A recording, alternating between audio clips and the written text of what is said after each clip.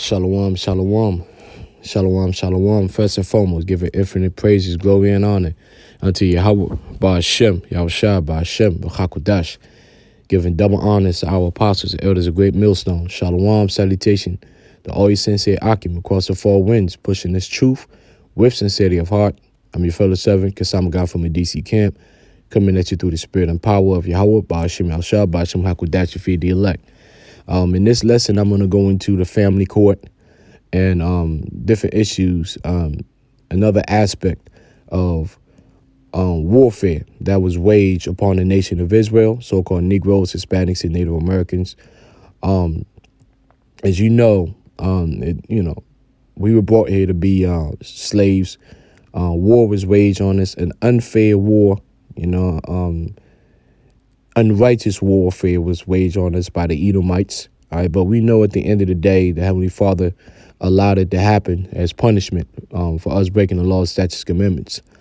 And of course, the war has been waged, and the number one thing that Esau has done is really focus on the destruction of the families, the family nucleus, using the curses that were already put on us, and setting up organizations such as the family court, which you have a lot of Israelite men. You have a lot of men in general, but our focus, of course, is on the Israelite men that are caught in this wedge, in this web of destruction called a family court, having children. Unfortunately, having children in this society with women that are basically used by our enemies in the system to destroy us. Now, what you see right here is statue of Medusa. And I'm going to bring this up because when you go to New York, right? New York, let me bring this down. All right. When you go to the New York Family Court, right in front of the New York Family Court, you will see the statue. I believe it's still there, if I'm not mistaken. It's the statue of Medusa. Medusa is a mythical character of, a false deity, a real nasty, hyper feminine, hyper infeminism type deity that turns men into stone and then cuts their heads off, right? So if you want to talk about feminism, times 1,000, the so-called deity, Medusa is right up there. Even Athena, another one, she can't really match with Medusa. And so when you go to family court, that means you want to fight for custody battle. So I'm going to pull this up because I just want to, because it's got a little bit of nudity. But when you go to family court, as you know, it's mostly for custody battles because, things are, relationship is broken apart with you and your child's mother, and you just want to spend time with your child. Now, as you know, all these things require money. It's court fees, lawyer fees, all these different things. Now, the court stands to, they eat off of that. All right, they eat off of that, and feminism is kind of what made institutions like family court be relevant. Because that was always the plan. We have to understand, and I'm going to read this article, and it's going to reaffirm something that's always been a part of tactical warfare, is that women are weapons that men use to destroy other men. I'm going to repeat that. Women are weapons that men use to destroy other men. Every time you have women rise up against men to destroy men, always understand that there's another man behind her, controlling her, whether she knows it or not.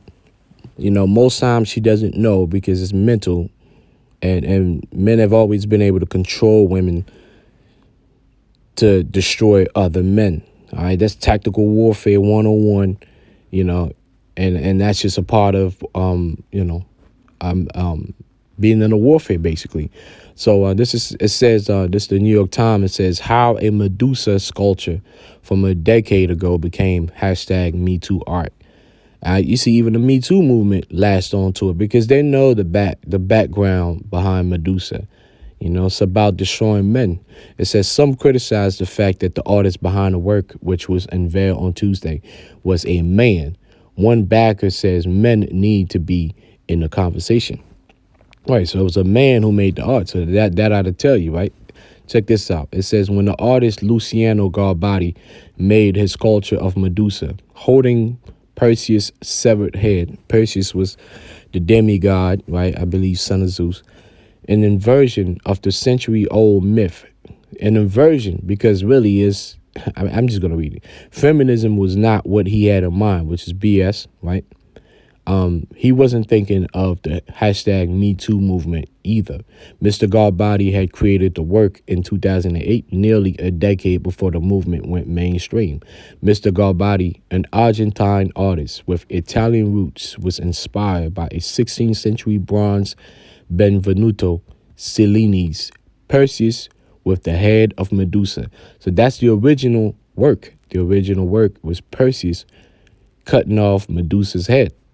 Right, because Medusa was going around, again, in Greek mythology. She was angry at men.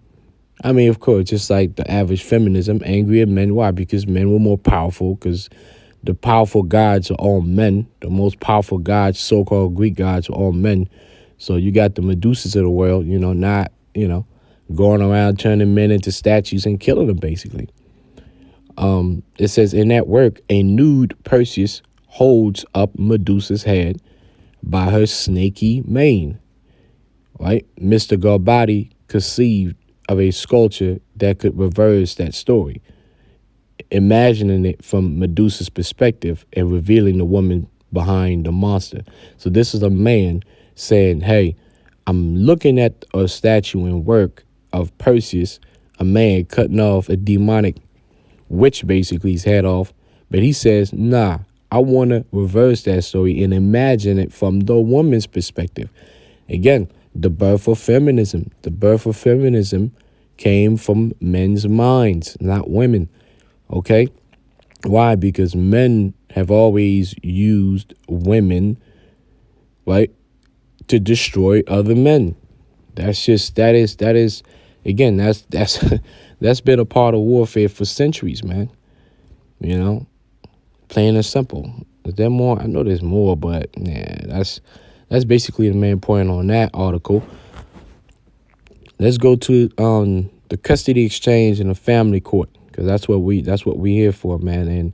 And again, I gotta say this, man. I feel for the brothers in this truth that have to go through, this situation, because I know there's brothers that go through it, and they basically have to deal with the family court and the blade of Medusa's blade at their throat, basically, meaning, them losing custody or having minimal custody, because the numbers show, this is factual, you can look these up, 90% of the custody goes to, 90% of the time the custody goes to the woman. More than half of the time, and upwards of 70% of the time, the child support comes from the man. The man pays 70% of the time. The man pays child support, required to pay child support.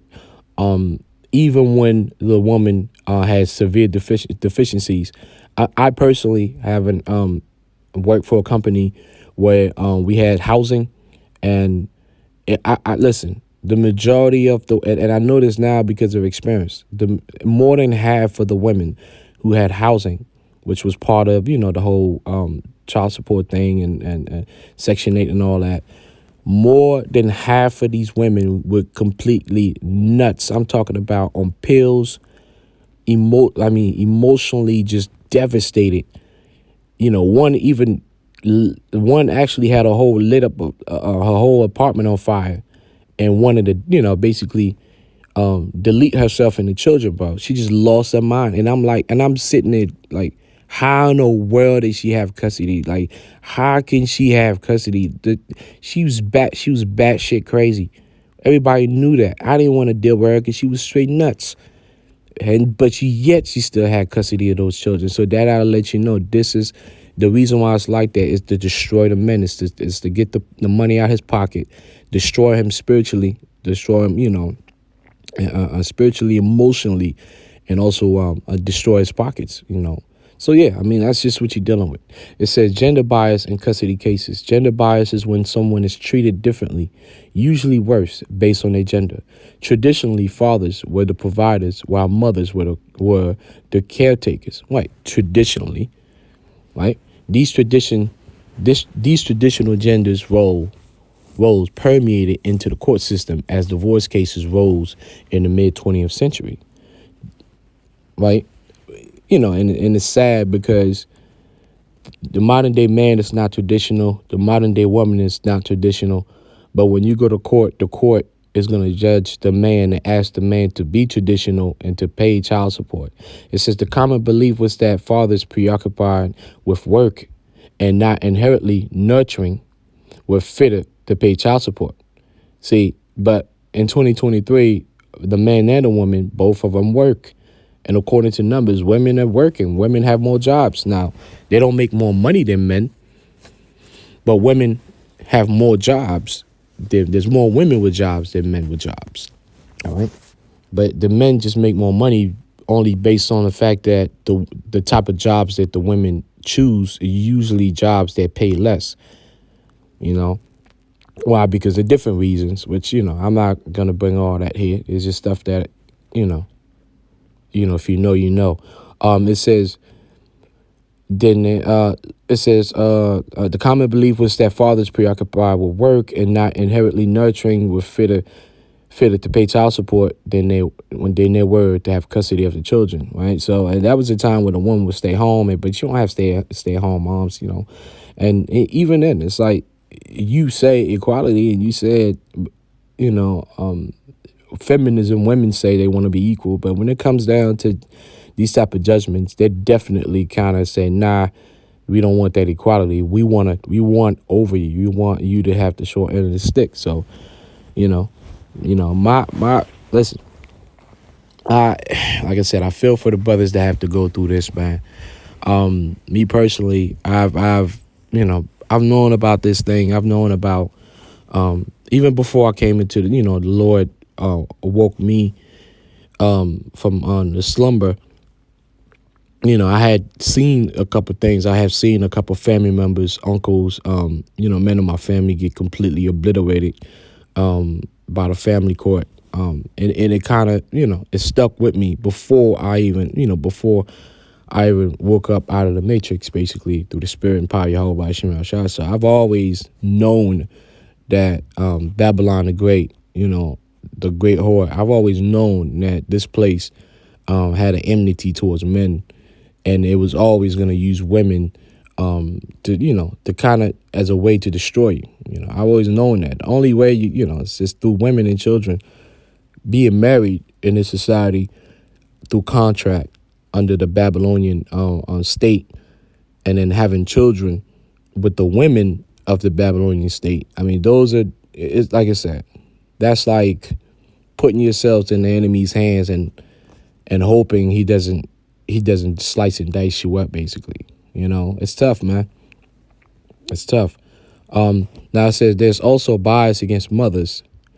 For example, and look at this bullshit, right? It says, and there's also bias against mothers. For example, when some mothers allege the father of their child has been abusive, they are accused of parental alienation. Now, this is bullshit because it's not really bias against a mother. It's just the women, a lot of those women, not some, because I'm speaking of, stories that I've heard from people that are going through this and have gone through this. The reason why parental alienation was actually allowed, and it's something that can be used, the only recourse that a man has to not get his head, chopped off, metaphorically, is because a lot of women will lie so much about this thing about being, the child being abused, and the father would have the receipts to prove that it's not true. In those cases, even the judge the judge which is willing to destroy the man, because that's what the family court is about. The judge is willing and gung ho to destroy the man, but the woman's lies are so sloppy that even the judge cannot roll with it, because you can have a potential of a reverse lawsuit. So even the judge has to be like, nah, man, you bugging. Like, this is parental alienation. Like, he has receipt that what you're saying is a lie. Like, we want to destroy him, but like, you got to do better, woman. You know what I'm saying? Like, we want to destroy him, but come on, like get your game together. Like, we here for you. That's why we have a statue out front with Medusa with a man's head cut off. Like, we're gonna help you destroy him, but at least make it. Don't be outrageous about it. This is what you're dealing with, man.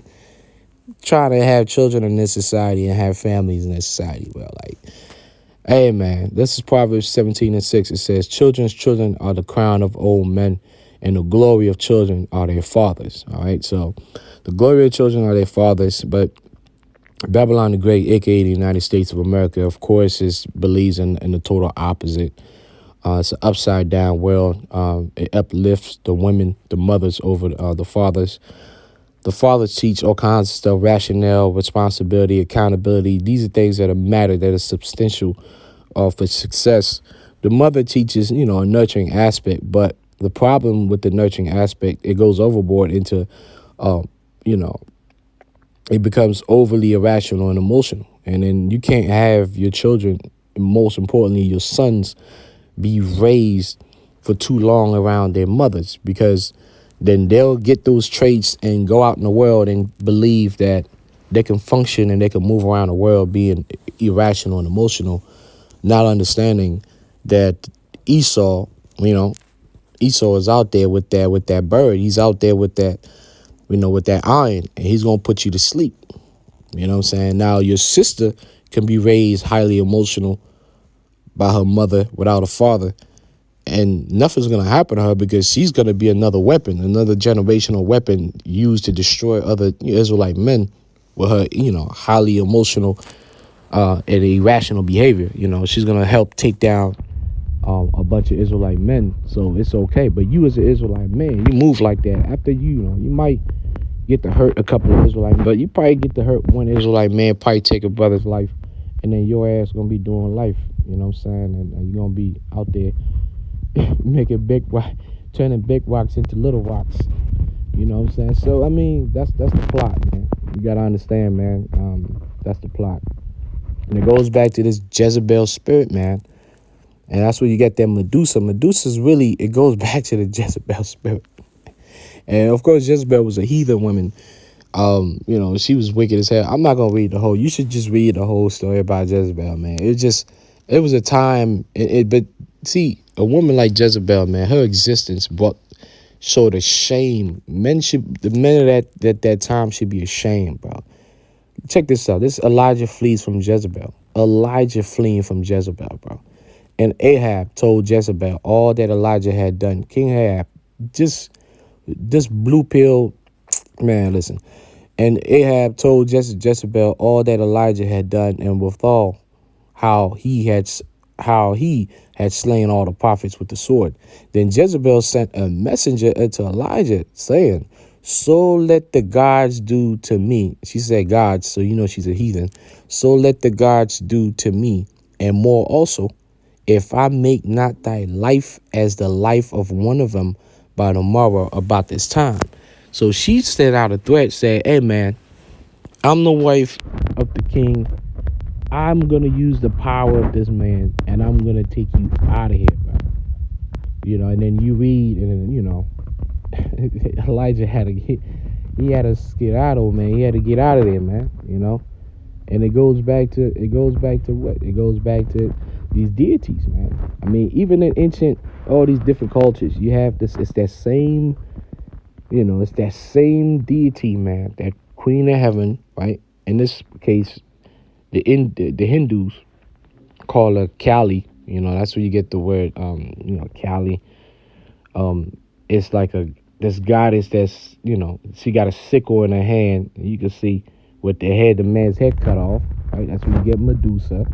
the whole Medusa with the head cut off, right? It's about feminine energy. She throwing a 666, which, if you notice, she has skulls around her head, meaning those are the men whose head she's cut off.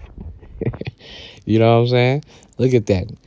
Oh, look. You see that? You got the man's head cut off, the sickle in the hand, and you got a man stepping on another man. And I always talk about that stance that these females be taking on their Instagram pictures with the leg up, right? One leg up, because the reason why they do that is they're conjuring, they're summoning their deity, because that leg up means it's a leg that's on top of a dead man's body, you know. So it's all demonic possession, man. It's all demonic possession. So when you decide to have children, and there you go with the tongue out, you wonder why your baby mom terrorist that's taking you to family court that they to destroy you spiritually, mentally, and financially. You wonder why every picture she got, she's sticking her tongue out. This is it. She's in full blown demonic possession, man. So hey, man, it's hard, man. I know it's tough, but this is the reality, man. It's no emotion based. It's just facts. Men in warfare, men have always used women to destroy other men. It goes back to the Garden of Eden. The serpent approached Eve to destroy Adam. You ain't no different, all right? This is Ezekiel chapter 34, verse 31. It says, "And ye, my flock, the flock of my pasture, are men, and I am your power, saith the Lord, Yahweh Shema Shah." So, yeah, the Heavenly Father's not dealing with the women. Nobody's really dealing with the women. Like, even Esau, like, he's just using women to destroy his enemies, which his enemies are who? It's the Israelites. It's us.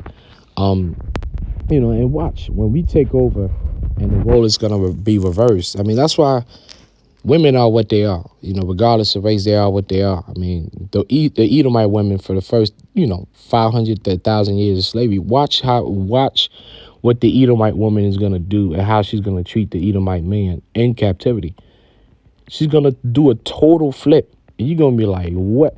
You're going to be like, wow. Like, this was your man and you dominated over 800 years. And now that the Israelite men, you just kissing our feet and just shitting on your own man. Like, this is what women do. That's why to the victor goes the sport. I don't blame women. That's a survival tactic. I blame men who uplift women and put them in pedestals. Is garbage. Come on, man. A woman is like water. She takes the form of the bowl. If the bowl is rectangular, she's gonna become like a rectangular. If a bowl is of the size of a cylinder, she's gonna become whatever that thing is. I mean, that's just what they are. This is Revelation. I'm gonna finish with this. Revelation 17:1. It says, "And there came one of the 7 angels which had the 7 vials, and talked with me, saying unto me, Come hither, I will show unto thee the judgment of the great whore that sitteth upon many waters." So the United States is known as the great whore, all right, with whom the kings of the earth have committed fornication, and the inhabitants of the earth have been made drunk with the wine of a fornication. All right, so he carried me away in the spirit in the wilderness, and I saw a woman sit upon a scarlet-colored beast, full of name of blasphemy, having 7 heads and 10 horns. And the woman was arrayed in purple. So the energy, the spirit of Babylon the Great is a woman. And the woman was arrayed in purple and scarlet color, and decked with gold and precious stones and pearls, having a golden cup in her hand, full of abominations and filthiness of a fornication. And upon her forehead was a name written, Mystery Babylon the Great, the mother of harlots and abominations of the earth. So feminism is an abomination. And it says the mother of harlots. So, and like I've always made the statement, I think it's foolish. That's why Paul advised that, man, you would deal with women, but like, we don't, come on, man. Not in this season, not in this place, man. I mean, the contraction, the contracts, when you talk about marriage to state, I mean, the children and all that. I mean, trying to build families. I always say this, man. I'm going to conclude with this, man. Listen, for you to believe that a place called Babylon, the great whore, the mother of harlots, meaning a place that gives birth to women that are whores, for you to believe that that's where you're gonna find and set up a family. You know, you're gonna find wives that set up families and pass on your legacy. When the scripture tells you this land gives birth to women that are whores, you know, and whores are not made to be what you're looking for. That's why we're looking for a new kingdom, you know, and that's just what it is, man. And as far as the elect women, you know, they will be revealed in time. Mostly when all hell breaks loose, man. That's when they're gonna be revealed. But the majority of these women, man, they're gonna be burnt. They're gonna be burned in the lake of fire, man. And the family court is gonna be burned in the lake of fire. In the upcoming Third World War. Yeah, this system has to collapse, man. Men are hurting. The Israelite men are hurting, specifically certain brothers, man, that are going through this. Man, I pray for them, man. It's tough. And I hope the Lord, oh, man. Yeah, man. But, so with that, man, I'm going to say, hey, Carl Halam, Yehovah Shem Shah. Double honors to our apostles, elders, great millstone. Shalom, salutation. The Oy Sensei Akim. Across the four winds, pushing his truth with a steady heart. Kasam God from the DC camp. Shalom.